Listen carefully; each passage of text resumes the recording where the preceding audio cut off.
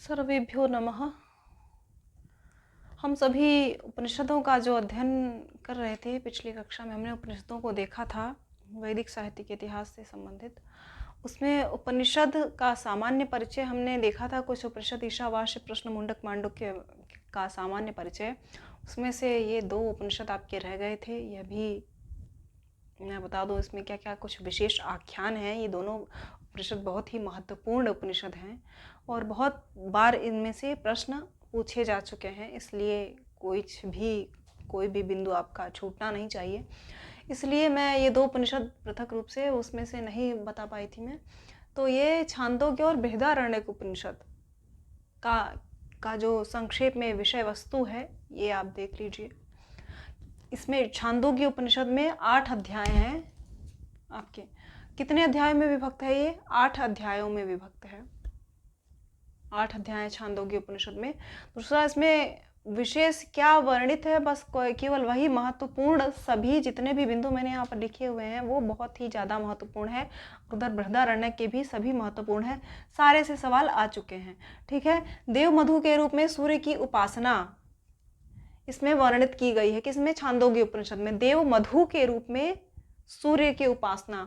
प्रश्न पूछे, सूर्य की उपासना किसके रूप में वर्णित की गई है छांदोग्य उपनिषद में? तो देव मधु के रूप में। सर्वम खलविदम के रूप में ब्रह्म का वर्णन किया गया। सर्वम खलविदम ब्रह्म, ये जो उपनिषद वाक्य है, उपनिषद उक्ति है, सर्वम खलविदम ब्रह्म, ये छांदोग्य उपनिषद में आई हुई है। तो सर्वम खलविदम के रूप में ब्रह्म का वर्णन किया गया है। दूसरा, रैक द्वारा आध्यात्म शिक्षा सत्यकाम जाबाली की कथा। रैक द्वारा आध्यात्म शिक्षा का वर्णन इसमें किया गया है और सत्यकाम जाबाली की कथा का वर्णन किया गया है छांदोग्य उपनिषद में। अब यह यदि पूछे आपसे, क्या उत्तर लगाएंगे आप? सत्यकाम जाबाली की कथा का वर्णन कहाँ आया है? छांदोग्य उपनिषद में। प्रवहण जाबाली का दार्शनिक सिद्धांत। प्रवहण जाबाली, आप कंफ्यूज न होइएगा कि इतने सारे उपनिषद आपने पढ़ लिए और किस उपनिषद में यह आख्यान आया हुआ है।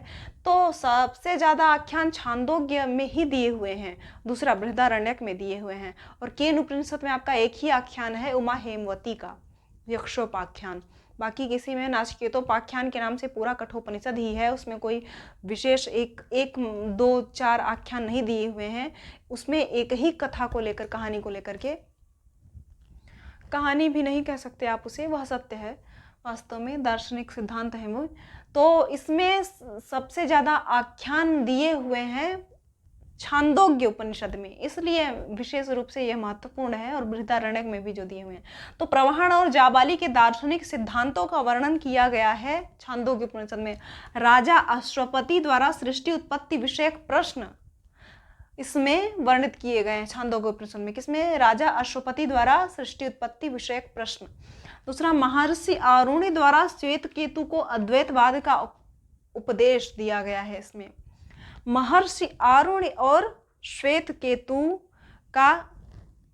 को अद्वैतवाद का उपदेश दिया गया है। महर्षि आरुणि और श्वेत केतु को अद्वैतवाद का उपदेश।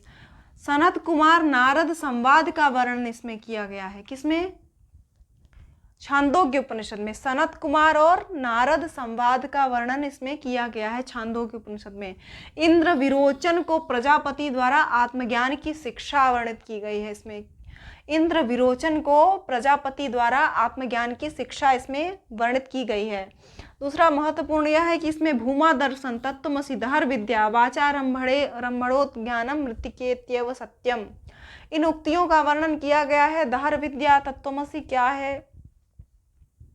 और दहर विद्या क्या है, भूमा दर्शन क्या है, ब्रह्म का स्वरूप वास्तव में कैसा है, आनंद कैसा है, तो कहते हैं भूमा वै तत्सुखम।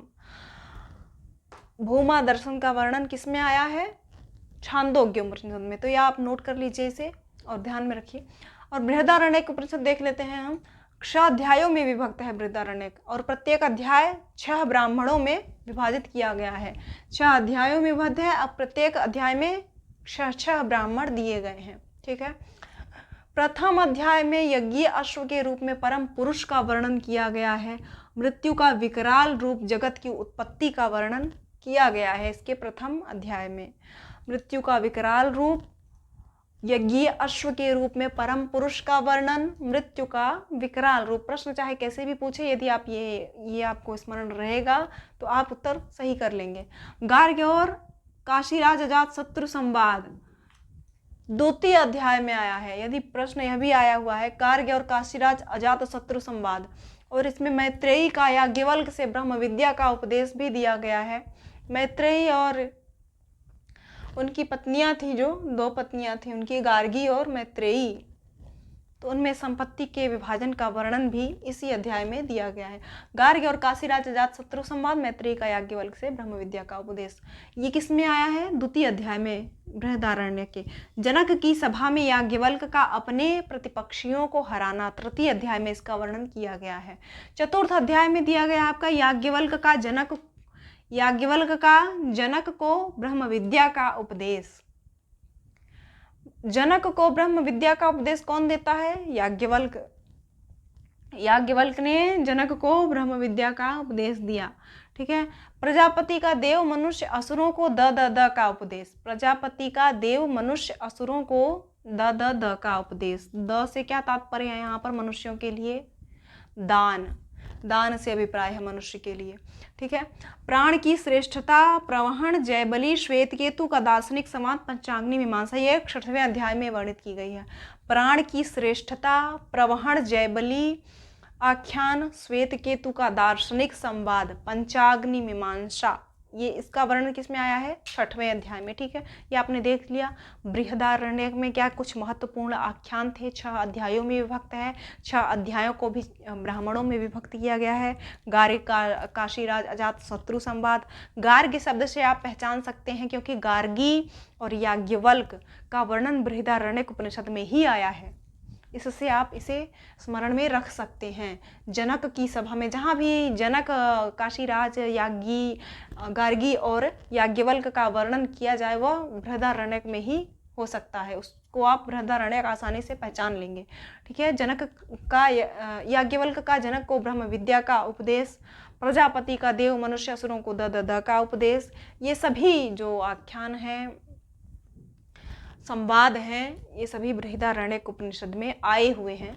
उसके अलावा छांदोग्य उपनिषद में आपने देख लिया, देवमधु के रूप में सूर्य की उपासना, सर्व खलविदम ब्रह्म का वर्णन, रैको द्वारा आध्यात्म शिक्षा, सत्यकाम जाबाली की कथा, प्रवहण जयबली के दार्शनिक सिद्धांत, राजा अश्वपति द्वारा सृष्टि उत्पत्ति विषयक प्रश्न, महर्षि आरुण द्वारा श्वेतकेतु को अद्वैतवाद का उपदेश, सनत कुमार नारद संवाद, इंद्र विरोचन को प्रजापति का आत्मज्ञान, भूमा दर्शन, तत्त्वमसि, दहर विद्या, वाचा रंभणो ज्ञानम, मृत्तिकेत्येव सत्यम, इन सब का वर्णन आपके इसमें छांदोग्य उपनिषद में आया हुआ है। ठीक है।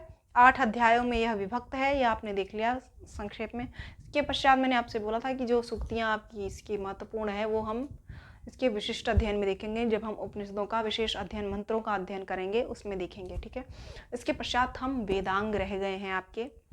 वेदांग में जो भी महत्वपूर्ण प्रश्न बन रहे हैं, क्या क्या कहाँ से सवाल आता है, इसके पश्चात हम वेदांगों को देखेंगे। आज के लिए इतना ही। इस उपनिषद को आप नोट कर लीजिए, जो भी महत्वपूर्ण बिंदु बताए मैंने। मिलते हैं हम आपसे अगली कक्षा में। बहुत बहुत धन्यवाद।